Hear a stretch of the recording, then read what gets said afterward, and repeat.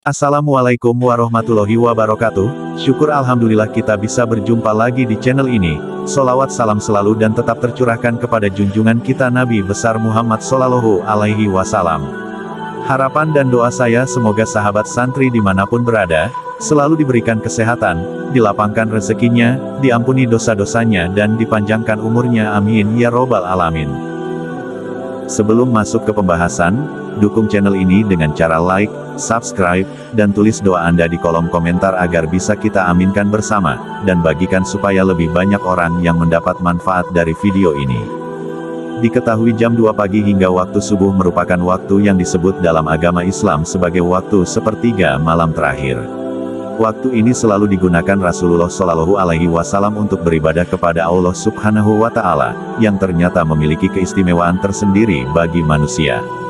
Video kali ini membahas 5 keistimewaan orang yang suka bangun jam 2 pagi hingga menjelang waktu subuh. Orang yang suka bangun jam 2 pagi hingga menjelang waktu subuh akan mendapatkan keistimewaan berupa bentuk spiritual. Bentuk spiritual apa saja yang dapat dirasakan manusia pada waktu sepertiga malam tersebut dan apa saja keistimewaannya? Simak videonya sampai selesai agar tidak salah paham.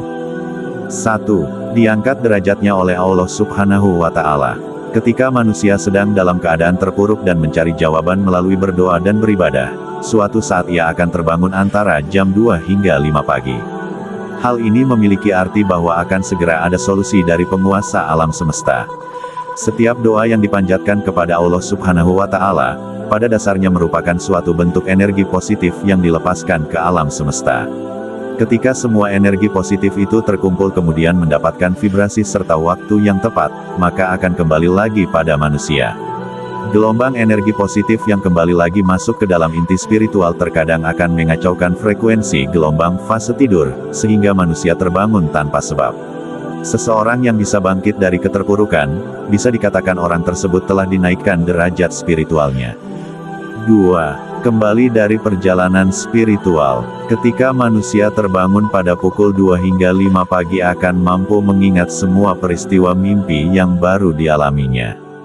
Mimpi merupakan perjalanan spiritual sering membawa maksud tersendiri ataupun petunjuk dari alam semesta. Pada waktu jam 2 hingga 5 pagi juga menjadi waktu di mana entitas spiritual yang terhubung dengan manusia mencoba menunjukkan eksistensinya.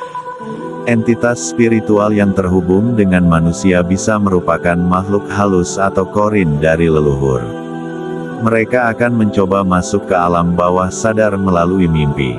Apabila prosesnya gagal, maka manusia akan mengalami tindihan atau sleep paralisis. Tujuan mereka masuk selain menunjukkan eksistensi adalah untuk media mereka berkomunikasi dengan manusia, seperti untuk memperingatkan, memberi petunjuk, dan lain-lain. 3. Doanya mudah terkabul. Mudahnya doa terkabul berlaku bagi mereka yang terbangun kemudian melanjutkan sholat tahajud dan berdoa, atau ritual agama lainnya. Apabila manusia menjalin komunikasi atau berdoa kepada Allah Subhanahu wa Ta'ala, pada jam 2 hingga 5 pagi, maka sinyal-sinyal doa akan dapat terpancar dengan lancar dan jernih tanpa banyak gangguan. Seseorang yang sering bertirakat pada sepertiga malam, akan memiliki peluang yang besar untuk menemukan nur ilahi dalam batinnya. Hal tersebut mengakibatkan batin yang penuh kedamaian dan ketentraman.